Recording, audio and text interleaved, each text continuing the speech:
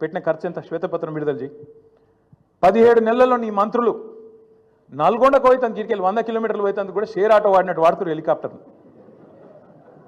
చూస్తలేరా మీరు? కొట్టుకుంటారు. ఇంకా భువనగిరి పోతాను, ఎమ్మెల్యేల బర్త్డేలకు హెలికాప్టర్లో పోతాను. వీళ్ళట చాలా పద్ధతిగా నడుపుతున్నారు. షేర్ ఆటో కంటే అధ్వానంగా వాడుతారు వాస్తవంగా అయితే. హెలికాప్టర్ ఉంటే తప్ప హైదరాబాద్ దాటిపోమంటుండే ఒక్కొక్క మంత్రి. ఈ ఎకానమీ క్లాస్ అంటాడు ముఖ్యమంత్రి. నువ్వు ఎక్కే విమానం దిగే విమానం మేము చూస్తలేమా? అరే రే ప్రైవేట్ ఫ్లైట్లు, జల్సాలు, 7 విదేశీ యాత్రలు, మీ మంత్రుల హెలికాప్టర్ ట్రిప్పులు విడుదల చేయి, శ్వేతపత్రం విడుదల చేయి. అందుకే అంటున్నాం, అక్కసు వెళ్ళగక్కిన ముఖ్యమంత్రి గారు ప్రభుత్వ ఉద్యోగుల మీద. వాస్తవం ఏంది? ఉద్యోగుల వల్ల దివాలా తీసిందని చెప్పి ఇలా నువ్వు దిక్కుమాల ప్రచారం చేస్తున్నావు. కష్టపడుతున్న ఉద్యోగస్తులను అవమానించే ప్రయత్నం చేస్తున్నావు. వాళ్ళ కోరికలు గొంతమ్మ కోరికలు అంటున్నావు. నువ్వే కదా చెప్పింది. డిఏలు ఇస్తా అని చెప్పింది నువ్వు, పిఆర్సీ వేస్తా అని చెప్పింది నువ్వు. కానీ ఇవాళ అడ్డమైన మాటలు మాట్లాడుతుంది నువ్వు. రాష్ట్రంలో ప్రభుత్వ ఉద్యోగుల కష్టంతో, ప్రజల కష్టంతో వచ్చిన ఆదాయాన్ని వస్తే ఆదాయమేమో నీ ఖాతాలు వేసుకుంటావు, ఢిల్లీకి మూటలు పంపుతావు. కానీ ఉద్యోగులను మాత్రం ప్రజల దృష్టిలో చులకన చేసే ప్రయత్నం ఏదైతే చేస్తున్నావో చాలా చాలా దారుణం. ఇది ఉద్యోగ సంఘాలు కూడా ఈ దుర్మార్గపు ముఖ్యమంత్రి యొక్క ఆలోచన విధానాన్ని అర్థం చేసుకోవాలని చెప్పి కూడా నేను కోరుతా ఉన్నా. నువ్వే కదా చెప్పింది. ఆశాలకు 18,000 రూపాయలు జీతం పెంచుతా అని చెప్పింది ఎవడు? నువ్వు కాదా? అంగన్వాడీల జీతం పెంచుతా అని చెప్పింది ఎవడు? నువ్వు కాదా?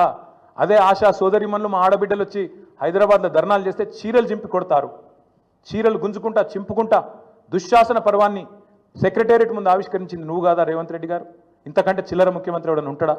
అందుకే అంటున్నా ముఖ్యమంత్రి గారు, ఉద్యోగులు జీతాలు అడగొద్దు, ఆర్టీసీ కార్మికులు అపాయింటెడ్ డే అడగద్దు, ఆశాలు జీతం పెంచమని మీరు ఇచ్చిన మాట యాద్ చేయొద్దు, ప్రజలు మీరు ఇచ్చిన 6 గ్యారంటీలు అడగద్దు, 420 హామీలు అడగద్దు. నువ్వే అన్నావు కదా అన్నాడు. కేసీఆర్ లీటర్కు 30 రూపాయలు వేసుకపోతుండు పెట్రోల్ డీజిల్ లాంటివి.